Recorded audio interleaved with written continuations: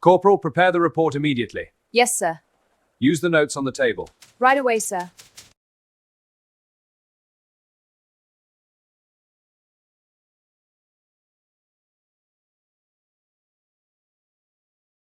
The island of Okinawa burned with a fire that seemed to come from beneath the earth itself. Lieutenant Michael Chen stood in what remained of Shuri Castle's gardens, watching smoke rise from the ancient stone walls like the souls of the dead seeking heaven. Around him, the 96th Infantry Division was preparing for the final push into the southern cave networks where 30,000 Japanese civilians and soldiers had retreated into the darkness. It was May 1945.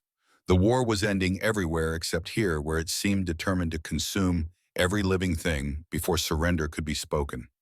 Chen was a surgeon, not a combat soldier, though the distinction had become meaningless over the past 73 days of fighting. His hands, trained at Johns Hopkins to repair the delicate architecture of the human body, were now more familiar with the brutal mathematics of triage. Red tag, yellow tag, black tag, live, wait, die. The poetry of medicine had been replaced by the arithmetic of mass death. The field hospital sat in the ruins of what had once been a tea house, its elegant roof tiles now scattered like broken teeth across the mud. Inside, the smell was overwhelming blood gangrene, the acrid stench of sulfur from the caves, and underneath it all, the sickly sweet odor of bodies that had been dead too long in the tropical heat. Chen had been on duty for 36 hours straight when they brought in the first group of civilian refugees. They came in a line, shuffling through the rain, their faces blank with shock. Old men with skin like parchment, children whose eyes had seen things no child should witness, and women, dozens of women, some carrying infants, some carrying nothing but the hollow expression of those who had watched their world end. Among them was someone who would change everything. She was near the back of the line helping an elderly woman walk. Chen noticed her because she was the only one who was looking around rather than at the ground. Her eyes were dark and alert, scanning the American positions with what looked like clinical assessment rather than fear. She wore the torn remains of what had once been a fine silk kimono, now mud-stained and shredded at the hem. Her hair was short-cut roughly as if with a knife. She was perhaps 25, though starvation and stress had carved years into her face. When she reached the checkpoint, the interpreter, a Nisei corporal named Danny Yamamoto, spoke to her in rapid Japanese. She responded with a voice that was low and controlled, nothing like the terrified whispers of the other refugees. Says her name is Sumiko Nakamura, Yamamoto translated. She's a pharmacist, worked at the university hospital in Naha before it was destroyed. She's asking if we need medical help. Chen looked at her more closely. Her hands were steady despite obvious exhaustion. There was an intelligence in her eyes that hadn't been extinguished by whatever horrors she'd survived. Ask her if she can identify medications, Chen said. We captured a Japanese medical cache yesterday, but the labels are in kanji. Half of it might be useful or it might all be rice powder for all I know. Yamamoto translated. Sumiko's eyes widened, slightly surprise or perhaps hope. She nodded. Tell her to come with us to the supply tent. Keep an armed escort with her at all times. And Yamamoto, you stay close. I want to know everything she says. What Chen didn't know was that this decision, born purely from medical necessity, would lead him into a moral labyrinth from which there would be no clean exit. The supply tent was chaos. Boxes of captured Japanese equipment were stacked alongside American medical supplies, creating a bizarre pharmacy of two nations at war. Chen led Sumiko to the Japanese crates, Yamamoto and two armed privates flanking her. She approached the first box and knelt beside it, her movements precise despite her obvious fatigue. Her fingers traced the labels, reading the characters with the ease of long practice. Sulfanilamide, she said in accented but clear English. Chen started. You speak English. She looked up at him, and for the first time he saw something other than professional composure. Fear, perhaps, or calculation. I studied pharmacy at Tokyo Imperial University. English was required. I did not want to reveal this to your soldiers. Sometimes it is safer to be thought ignorant. Yamamoto bristled. You lied to me. I omitted, she corrected. There is a difference. In war, omission is survival. Chen held up a hand. It's fine. It's actually better. We can work faster without translation. He gestured to the other boxes. Can you identify all of this? For the next 3 hours, Sumiko cataloged the captured medical supplies with a methodical precision that reminded Chen of his best residence back in Baltimore. She didn't just identify the medications, she noted dosages, expiration dates, potential uses, and contraindications. She filled pages of a notebook with neat columns of information switching between English and Japanese characters as needed. Chen found himself watching her hands as she worked. They were small, but sure the hands of someone who had spent years measuring mixing compounding. The nails were broken and dirty, but the movements were elegant. "This is morphine tartrate," she said, holding up a small vial. "Very pure. Japanese manufacture, probably from the Osaka plant before the bombings. You should save this for the most severe cases. Your American morphine is more plentiful, but less concentrated." "How do you know about our morphine supplies?" She looked at him steadily. "I am a prisoner, but I am not blind. I can see the medical waste disposal. I can estimate from the packaging what you have and what you lack." Chen felt a chill. This woman was observing, analyzing, gathering intelligence, even as she helped. Was she a spy, or simply a professional who couldn't turn off her training? "Are you going to report everything you see here?" he asked quietly. "Report to whom? The Japanese army that left us to die in the caves, the civilians they told to commit suicide rather than surrender." Her voice remained calm, but something dark flickered in her eyes. "I have no one to report to, Lieutenant. My family is dead. My university is rubble.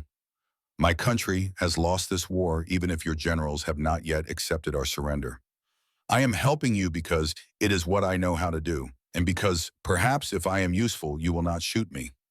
The bluntness of her words landed like a physical blow. "We don't shoot prisoners," Chen said. "No."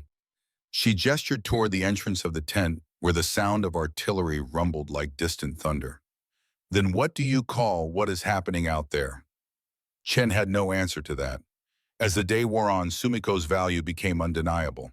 She not only identified medications, but helped reorganize the entire pharmacy system, creating a hybrid protocol that drew on both Japanese and American medical practice. She showed the medics how to use bamboo splints in ways that conserve precious metal. She identified edible plants that could supplement the meager rations. By evening, Chen realized he had a problem. The refugee processing system was clear. Civilians were documented, searched for weapons and intelligence value, then moved to the secured camps in the north. Sumiko should have been processed hours ago. Instead, she was sitting in his medical tent showing a corpsman how to make antiseptic solution from captured iodine crystals. Yamamoto pulled him aside. "Sir, we need to move her to the civilian compound. The MPs are asking questions. She's doing valuable medical work." "She's a Japanese civilian in an active combat zone. Regulations?" "Regulations don't account for someone with pharmaceutical expertise. We've got 200 wounded men and supplies I can't even identify without her. I need her here." Yamamoto looked uncomfortable. "For how long?" "I don't know, a few days, maybe a week." "You're going to need authorization for that, and you're going to need a better reason than she's useful. The brass is jumpy after those civilians who detonated grenades at the checkpoint last week." Chen knew Yamamoto was right, but the thought of sending Sumiko away filled him with an unease he couldn't quite name. It wasn't just her medical knowledge, though, that was valuable. It was something else. The calm intelligence in her eyes, the way she moved through the tent with quiet efficiency, the sense that she was a note of order in a universe of chaos. "I'll get authorization," Chen said. "In the meantime, keep her here. Armed guard at all times, but she can continue working." That night, Chen sat in his quarters, a tent barely large enough for a cot and a field desk, and tried to write the request that would keep Sumiko in the hospital compound. Every version sounded either paranoid or inappropriate. "Japanese civilian possesses unique knowledge of captured medical supplies," made her sound like a spy. "Civilian pharmacist providing valuable assistance," made it sound like he was running a humanitarian operation rather than a military hospital. In the end, he wrote, "Request permission to retain civilian translator Nakamura S. for purposes of cataloging captured enemy medical equipment. Estimated duration 7 to 10 days. Security protocols in place." He knew it was vague enough to be approved without much scrutiny. He also knew it was the beginning of something he didn't fully understand. The next morning, Sumiko was back in the pharmacy tent before Chen arrived. She had organized the medications by category and labeled everything in both English and Japanese. She had also prepared a written report on what supplies were critically low and what could be substituted from the Japanese stocks. "You didn't sleep," Chen observed. "Neither did you," she replied without looking up from her work. "I can see the fatigue in your suturing. Your hands are steadier than yesterday, which means you rested for perhaps 3 hours. Not enough for optimal performance." He blinked. "You've been watching me operate. I observe everything. It is how I survive." She finally looked at him. "You are a good surgeon, Lieutenant. Better than our doctors in the cave hospitals. You take time with each patient even when you are exhausted. That is rare." Chen felt heat rise to his face. "I'm just doing my job." "No. Your job would be to stabilize them and move them out. You do more. You talk to them, even the dying ones, especially the dying ones. I watched you hold a private's hand yesterday as he bled out. You didn't need to do that. It wasn't medically necessary, but you did it anyway. How long have you been watching me?" "Since I arrived. You are the senior surgeon. Understanding your patterns helps me predict what you will need." There was something unsettling about being observed so closely, yet Chen couldn't bring himself to object. Instead, he asked, "What else have you observed?" Sumiko set down her pencil. "You are 30 years old, unmarried, from a Chinese family that probably immigrated to California before the war. You chose surgery because you like solving puzzles, but you are uncomfortable with authority. You joined the military out of duty, not passion. You hate the waste.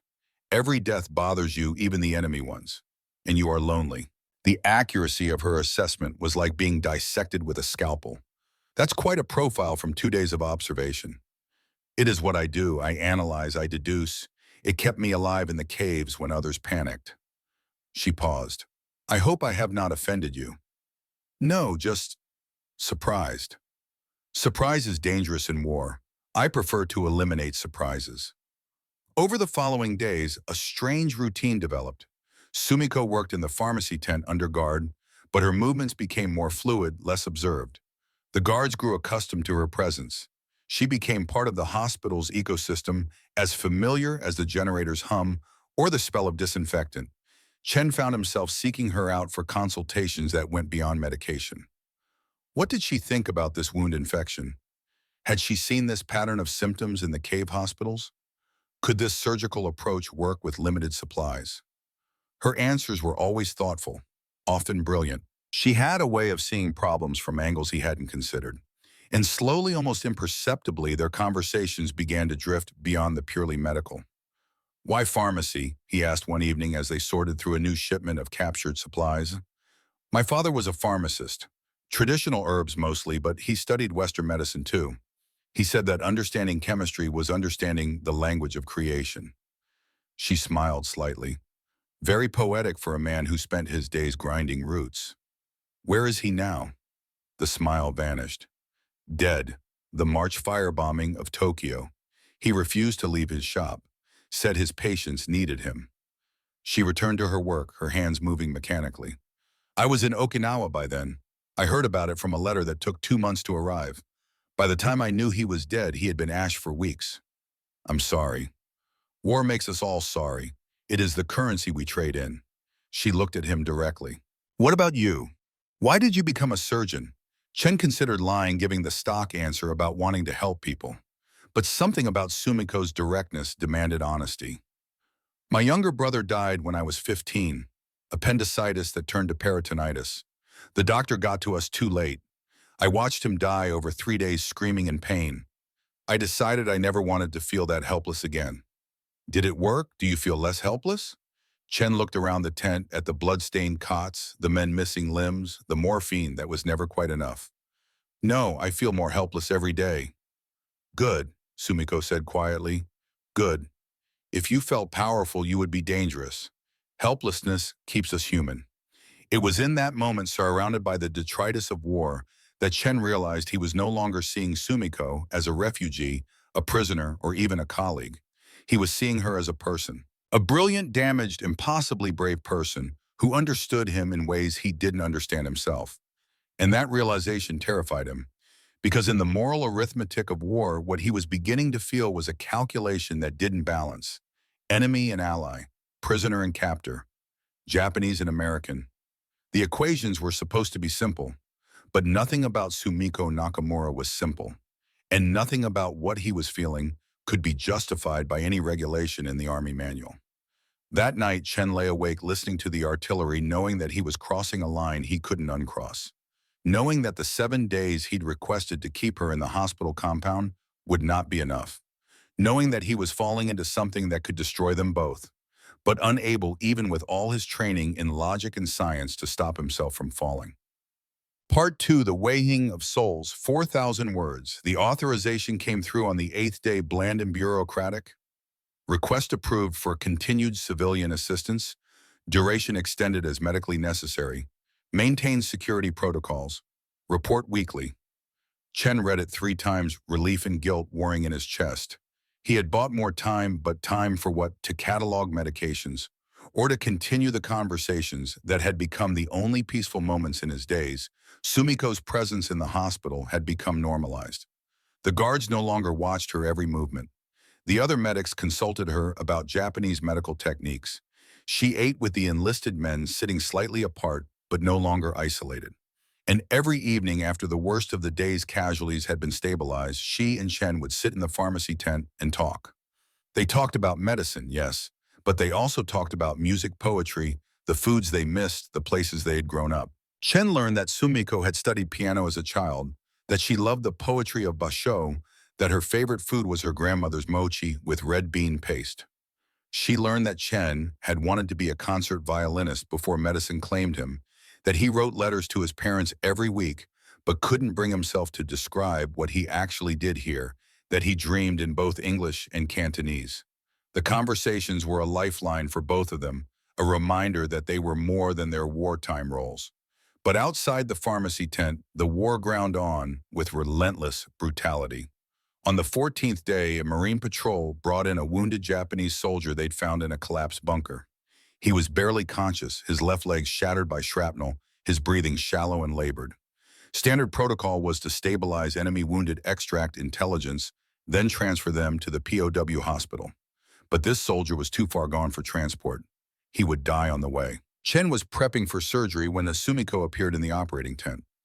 "You shouldn't be here," Chen said. The armed guard had followed her, but looked uncertain. "He's asking for something," Sumiko said quietly.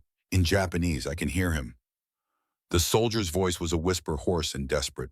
Sumiko moved closer, kneeling beside the operating table. She spoke to him in rapid Japanese. He responded, his words barely audible. Tears ran down his face. "What's he saying?" Chen demanded. Sumiko's face was pale. "He's asking me to kill him. He says he cannot return home with honor if he's been captured. He's begging for death." The operating tent went silent.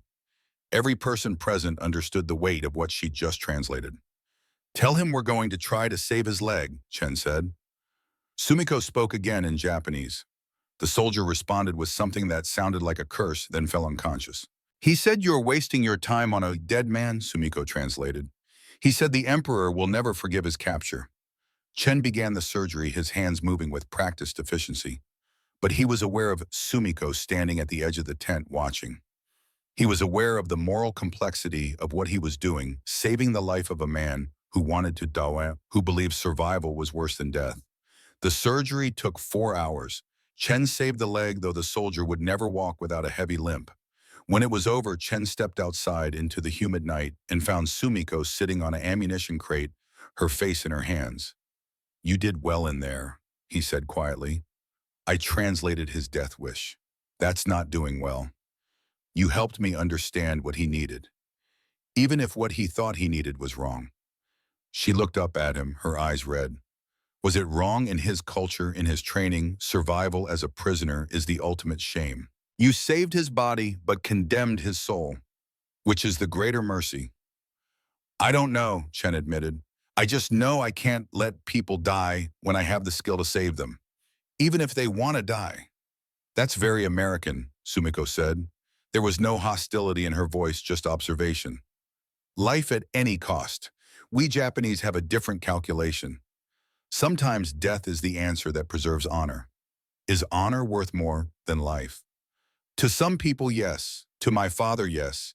He died with honor rather than flee like a coward. She paused. I admire him, but I'm also angry at him for leaving me alone. Chen sat beside her on the crate. They were close enough that he could smell the antiseptic soap she used, see the exhaustion in the fine lines around her eyes. You're not alone, he said.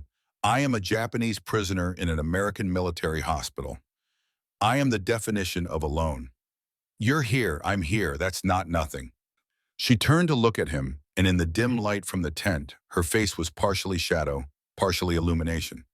What are we doing, Lieutenant Chen Aoshti? I don't know what you mean. Yes, you do, these conversations, this comfort we find in each other. What is it? Chen's throat tightened. He knew the answer, had known it for days. But saying it aloud would make it real, would transform private feelings into actionable evidence. I think, he said slowly, that we're reminding each other that we're human, that war hasn't destroyed everything. Is that all? No. The single word hung between them like a confession. Sumiko reached out and touched his hand, just her fingertips against his knuckles. The contact was electric. This is dangerous, she whispered. I know.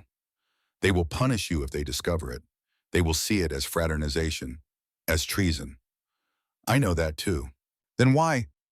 Because for the first time since I came to this island, I feel like I'm doing something right.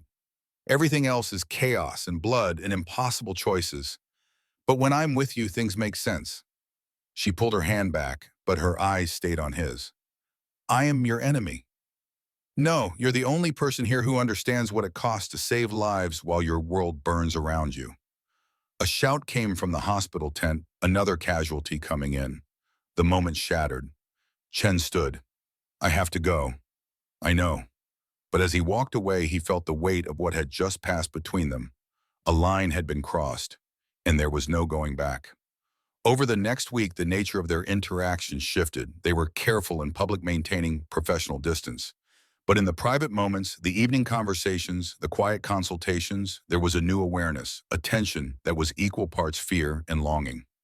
Corporal Yamamoto noticed. Sir, I need to talk to you, he said one evening, pulling Chen aside after a particularly brutal day of surgery. What is it, Yamamoto? It's about the Japanese woman, Nakamura. Chen's stomach dropped. What about her? The men are talking.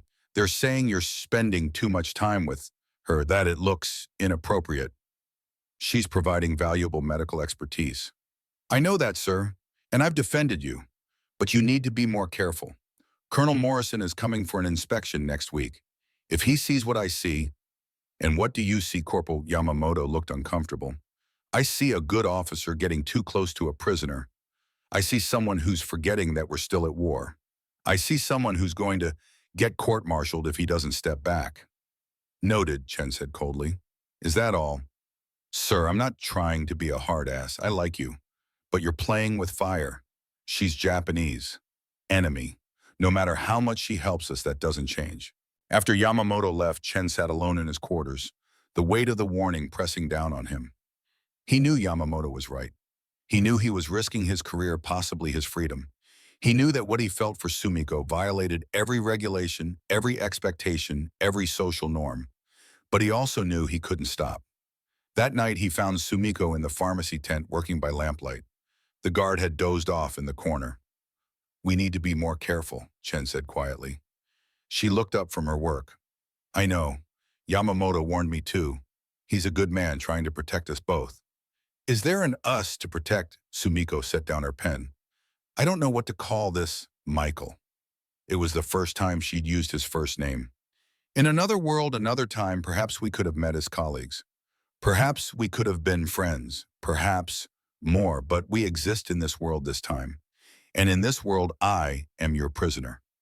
You're not my prisoner. You're a civilian under protection. Is that what you tell yourself to make it acceptable? Her voice was gentle, not accusatory. I am Japanese. You are American. My country killed your countrymen. Your bombs killed my family. How do we reconcile that? I don't know, but I know that when I'm with you, the war feels smaller, like maybe there's something beyond it. And what happens when the war ends, when I'm repatriated to Japan, When you go back to America, do we pretend this never happened? Maybe it doesn't have to end. How could it not? There is no future for us. The world won't allow it. Chen moved closer to her, close enough to see the flecks of gold in her dark eyes. What if we don't let the world decide? That's naive. Maybe, but I'm tired of letting the world tell me who I can care about. Sumiko's breath caught. You care about me. More than I should. More than is wise. More than I can explain. For a long moment, they simply looked at each other. Then Sumiko stood, closing the distance between them. This will destroy us both, she whispered. I know. We should stop now, before it goes further. I know that too. Then why? He kissed her. It was gentle at first, tentative, asking permission. She froze for half a heartbeat, then kissed him back with a desperation that matched his own. When they finally broke apart, both were shaking. This is madness, Sumiko breathed. Yes. We cannot, I know. Michael, the guard stirred in the corner.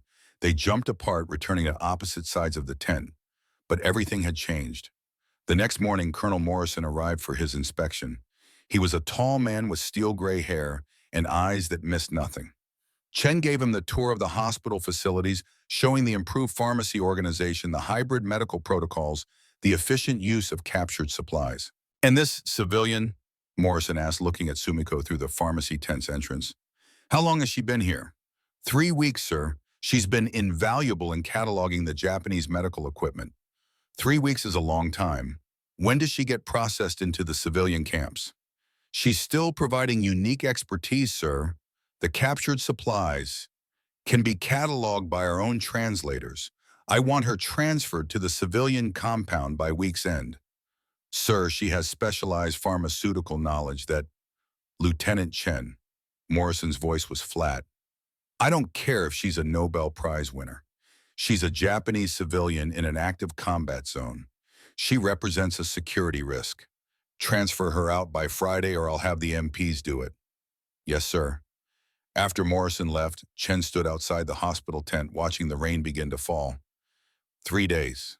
He had 3 days. Yamamoto found him there. I'm sorry, sir. Not your fault. What are you going to do? Chen didn't answer, because he didn't know. The rational part of his mind knew Morrison was right. Sumiko should be in the civilian camps. Every day she stayed was a risk, but the thought of her leaving filled him with a desperation he couldn't name. That evening, he told her about Morrison's order. She took it calmly. It was always going to end. It doesn't have to. How can it not? You cannot keep me here indefinitely, and even if you could, what then? We conduct a romance in secret, always afraid of being discovered. That's not a life, Michael. That's a prison. Then come with me. When the war ends, when I go back to the States, come with me. She stared at him. You're serious? Yes. That's impossible. Immigration laws, anti-Japanese sentiment, your own family. I don't care. You should care. You would be destroyed. Your career, your reputation. And for what? A woman you've known for 3 weeks. For a woman who makes me remember why I became a doctor. For someone who sees me, really sees me in a way no one else ever has. Sumiko's eyes filled with tears. You beautiful, foolish man. Do you know what they would do to us? To you, the army would court-martial you. American society would shun you. And I would be the enemy woman who seduced an American officer. We would both be destroyed. Then we'll be destroyed together. She laughed through her tears. That's not romantic. That's suicide. Maybe, but I'd rather die trying to be with you than live safely without you. She touched his face, her palm gentle against his cheek. I love you for saying that, but I cannot let you destroy yourself for me. That's not your choice to make. Isn't it you're asking me to be complicit in your destruction? I can't do that. They stood in the rain, the water streaming down their faces, mixing with tears neither of them acknowledged. What do we do? Chen finally asked. We say goodbye, properly, with honesty, and we remember that what we found here was real, even if it cannot last. I don't want to say goodbye. Neither do I, but want and reality are different countries, and we cannot immigrate from one to the other. That night, they sat together in the pharmacy tent one last time. They didn't kiss again.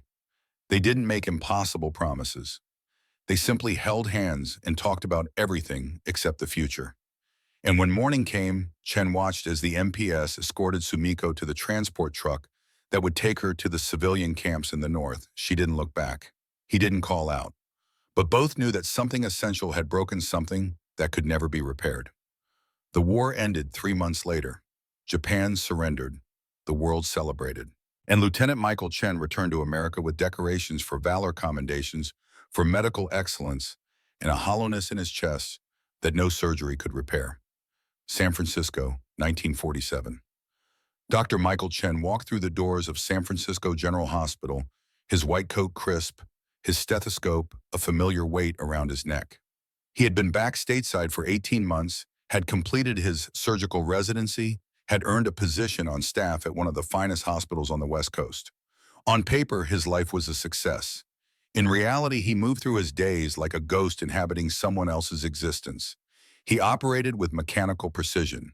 He made rounds with appropriate bedside manner. He published papers on surgical techniques developed in field hospitals. His colleagues respected him. His patients recovered. His career trajectory pointed steadily upward. And every night he dreamed of a pharmacy tent in Okinawa and a woman whose absence felt like amputation.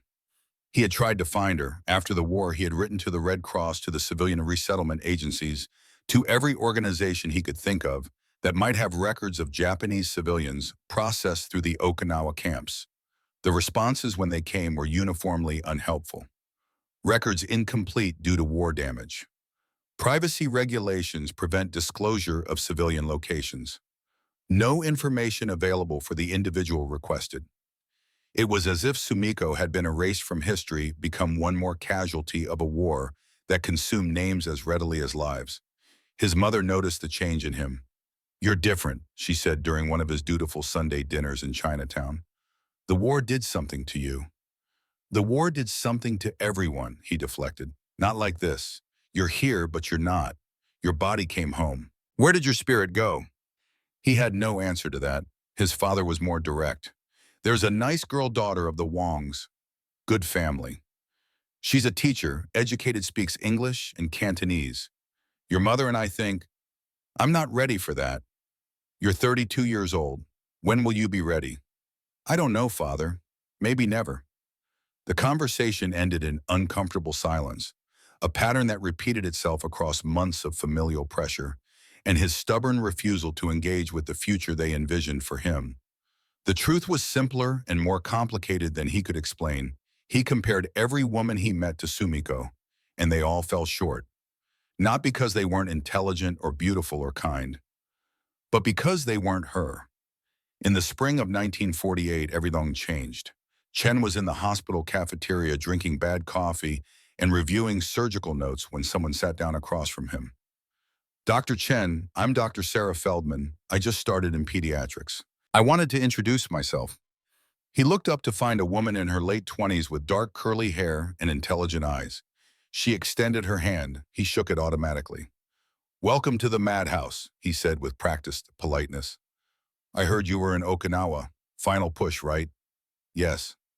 "That must have been terrible." "It was war. War is terrible by definition." She smiled. "I like that. No false heroics, just honesty." She paused. "I was in London during the Blitz. Different war, same horror. Sometimes I think the people who came back are more damaged than the buildings own." Something in her directness caught his attention. "That's a dark assessment, but accurate. Buildings can be rebuilt exactly as they were. People can't." For the first time in months, Chen felt a spark of genuine interest in another human being. Not attraction, the space Sumiko occupied in his heart was unassailable, but recognition, another survivor, another person carrying invisible scars. They began eating lunch together. Sarah was sharp-witted, unafraid to challenge his opinions, deeply committed to her patients. She asked him about his surgical techniques and actually listened to his answers. She told him about the children she treated, many of them refugees, all of them carrying traumas that medicine couldn't easily address. Their conversations reminded him of his talks with Sumiko. Not the same, and never the same, but similar, in their honesty and depth. After 3 months of lunches, Sarah asked him directly, "Are you going to tell me about her?" Chen froze. "What?" "The woman you're mourning. I can see it in everything you do. The way you're here but not here. Who was she? For a long moment, Chen considered lying. Then he thought of Sumiko's insistence on honesty, her hatred of omission. A Japanese pharmacist I met in Okinawa. She helped organize our captured medical supplies. He trailed off. We became close. Then the war ended, and she was sent back to Japan, and I never saw her again. Sarah absorbed this information without visible shock. You fell in love with her. Yes. And you can't let go. I don't want to let go. She understood things about me that I don't understand about myself. Have you tried to find her? For 2 years, every avenue I can think of. She's vanished. Sarah was quiet for a moment. Then, my cousin works with the International Red Cross. She helps reunite families separated by the war. Maybe she could help. Hope and fear warred in Chen's chest. I don't want to get my hopes up. Hope is dangerous, but so is giving up. Sarah pulled out a notepad and wrote something down. Here's her name and contact information. No promises, but maybe. That evening, Chen wrote the most important letter of his life. Dear Mrs. Feldman, my name is Dr. Michael Chen. I am writing to inquire about locating a Japanese civilian who was processed through the Okinawa civilian camps in mid-1945. Her name is Sumiko Nakamura. She is approximately 27 to 28 years old, trained as a pharmacist at Tokyo Imperial University. She worked with the U.S. Army Medical Corps for several weeks before being transferred to civilian resettlement. I understand that records are incomplete and that privacy regulations exist. However, I am desperate to confirm whether she survived the war, and if so, where she is now. Any information you could provide would be deeply appreciated. Respectfully, Dr. Michael Chen. He mailed the letter and tried not to think about it. Weeks passed, then months. He threw himself into work performing surgeries with obsessive focus, taking every available shift. Sarah watched with concerned eyes. You are going to burn yourself out. I'm fine. You're not. You're running from something. What am I running from? Hope. You're terrified that the letter won't work, so you're trying to exhaust yourself into not caring. She was right, of course, but knowing that didn't make the fear easier to bear. The response came in November 1948, a thin envelope with International Red Cross letterhead. Chen's hands shook as he opened it. Dear Dr. Chen, I was able to locate a record for an individual matching the description you provided. Nakamura Sumiko, age 28, former pharmacist, processed through Okinawa civilian camps, June 1945. According to our records, she was repatriated to Japan in August 1945 and settled in the Osaka prefecture. She registered with the Allied Occupation Authorities in March 1946 as part of the civilian census. I am not authorized to provide her current address, but I can forward a letter to her if you wish to write one. She would then have the option to respond or not as she chooses. Please let me know if you would like me to do so. Sincerely, Mrs. Hannah Feldman. She was alive. The relief was so intense, Chen had to sit down. She was alive. He wrote the letter that same night, tearing up draft after draft until he had something that felt honest without being pathetic. Dear Sumiko, I don't know if you'll remember me or if you want to remember me, but I have thought about you every day since we said goodbye in Okinawa. I hope you are well. I hope you found your way back to some kind of peace after everything you survived. I am in San Francisco now, working as a surgeon. The work is good, the city is beautiful, but there is a part of me that is still in that pharmacy tent with you talking about everything except the future. I am not asking for anything. I just wanted you to know that you changed my life, that those weeks with you were the most real thing I experienced in the war, that I have never forgotten you. If you choose to write back, I would be grateful to hear from you. If you choose not to, I understand. Either way, I hope you are happy. With respect and affection, Michael. He sent it and tried to prepare himself for silence.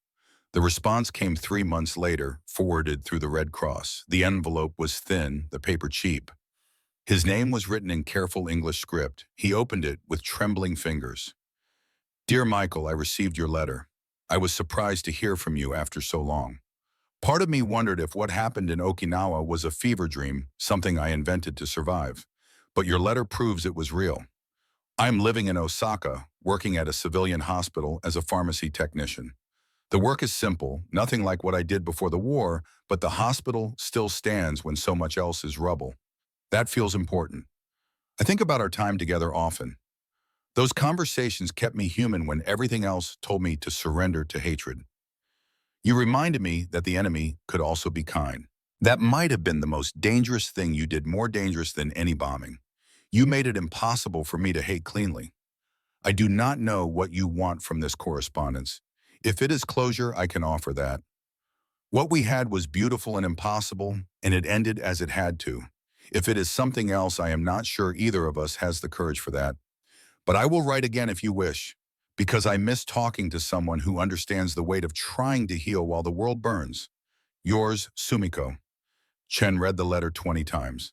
Then he wrote back, and she responded. Over the next year, they exchanged letters monthly. At first, the correspondence was cautious updates about work, observations about the world, carefully neutral topics. But gradually the letters deepened. They wrote about loneliness, about survivors' guilt, about the impossibility of explaining what they'd experienced to people who hadn't been there. Sumiko wrote about the devastation of Osaka, about working in a hospital with equipment held together by wire and hope, about the shame some Japanese felt for having survived when so many died. Chen wrote about the distance he felt from civilian life, about performing surgery after surgery while feeling nothing, about his family's pressure to marry and his inability to explain why he couldn't. It was Sarah who finally confronted him. You're in love with her still? Yes. And she loves you. I think so. She's never said it directly. But you can feel it in the letters. Yes. So what are you going to do about it? What can I do? She's in Japan, I'm here. Immigration laws are changing. The WWII Acts are passing through Congress. Japanese women are being allowed to emigrate if they are married to American servicemen. I'm not a serviceman anymore, I'm civilian. So was the war over when you met her? Were you a soldier or a doctor? Both, neither. I don't know. Then figure it out, because living in limbo is killing you both. That night, Chen wrote the most dangerous letter yet. Dear Sumiko, I am going to ask you something, and I need you to answer honestly, even if the honest answer is no. Do you want this correspondence to continue indefinitely, two people writing safe letters across an ocean? Or do you want something more? Because if you want more, if you are willing to take a risk that might destroy us both. I have an idea. The American government is allowing Japanese war brides to emigrate. If we were married, you could come to the United States. I know this sounds insane. I know we have not seen each other in years. I know that what I am suggesting is fraught with legal, social, and personal complications. But I also know that I have never stopped loving you.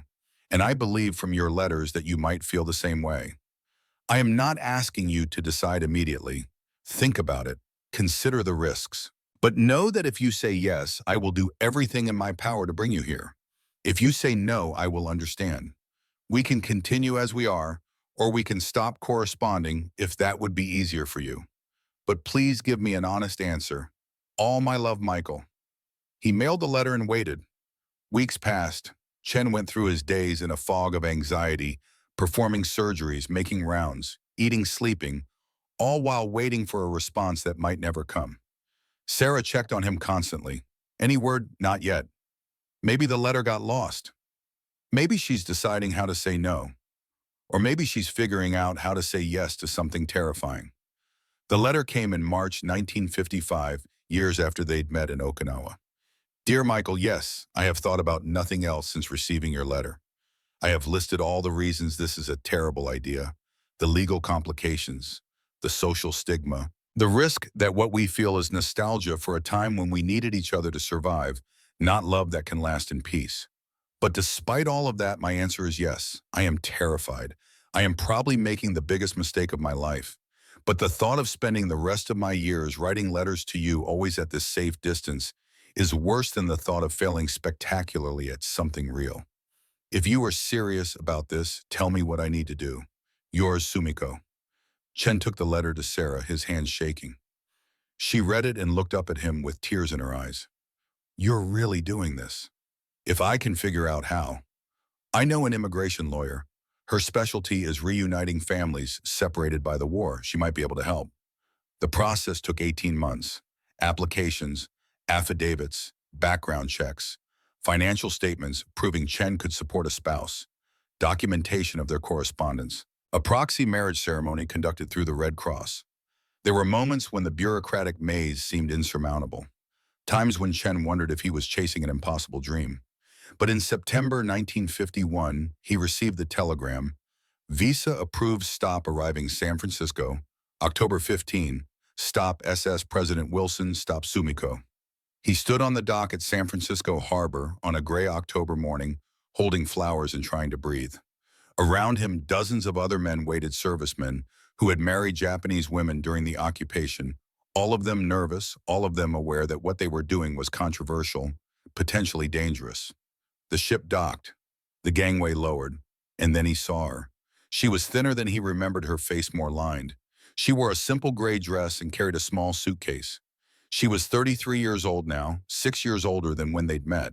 She was the most beautiful thing he'd ever seen.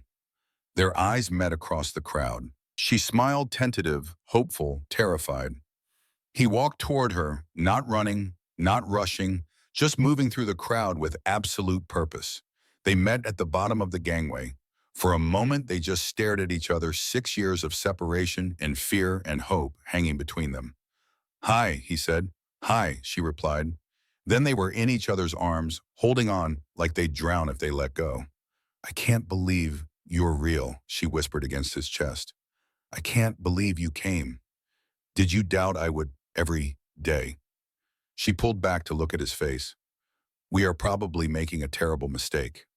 Probably. We might destroy each other. Maybe. But I had to try, Ma. So did I." He kissed her, then there on the dock, in front of the crowd and the cameras, and everyone who thought what they were doing was wrong. And it felt like coming home. The years that followed were not easy. They faced discrimination, apartments that wouldn't rent to them, restaurants that wouldn't serve them, neighbors who made their hatred clear. Chen's family took years to accept Sumiko, his mother's disapproval a constant weight. There were moments when the cultural differences felt insurmountable, when they fought about things neither could articulate. But there were also mornings when Chen woke to find Sumiko making tea in their small kitchen, humming the melodies she'd hummed in the pharmacy tent. There were evenings when they sat together reading in comfortable silence. There were the small victories, Sumiko getting her pharmacy license, opening a small shop in Japantown, becoming a respected member of the community. There were the children. They had 2 daughters who grew up bilingual, bicultural, beautiful. And there were the nights when they held each other and remembered how impossible this had all seemed. In 1975, on their 24th wedding anniversary, Chen said, "Do you ever regret it?" Sumiko, gray-haired and 60 years old, looked at him with those same intelligent eyes. "Which part? Surviving the war, coming to America, marrying you. All of it. Every day, and not once. That doesn't make sense." "We don't make sense? We never have. A Chinese-American surgeon and a Japanese pharmacist who met in a war zone and decided to build a life together. It's absurd. But it worked. It did. Imperfectly. Messily. But it worked." Chen looked at their daughter's photos on the wall, at the pharmacy licenses, at the life they'd built from nothing but stubborn hope. Was it worth it, all the struggle? Sumiko took his hand. "You saved my life in Okinawa. Not from the war, but from becoming someone the war wanted me to be. You reminded me I was human. That alone would have been enough. Everything else is a gift I never expected to receive." "I love you," he said. "I know. You told me that 6 years before we even saw each other again. What kind of madman confesses love in a letter to someone who might never write back? The kind who knew that what we had was worth risking everything for." She kissed him. "Then I suppose we're both mad." "Completely." "Good. Sanity is overrated." Dr. Michael Chen died in 1994 at the age of 79. Sumiko held his hand in as he slipped away, whispering to him in Japanese and English, the 2 languages of their shared life. She lived another 8 years running her pharmacy until she was too frail to work, surrounded by grandchildren who knew the story of how their grandparents met. When she died in 2002, they buried her next to Michael in the Colma Cemetery. On the shared headstone beneath their names and dates was a single line in both English and Japanese: "Love is the only victory that matters." And perhaps it was. In a war that destroyed millions, that reduced cities to ash and people to numbers, two individuals found each other and chose humanity over hatred.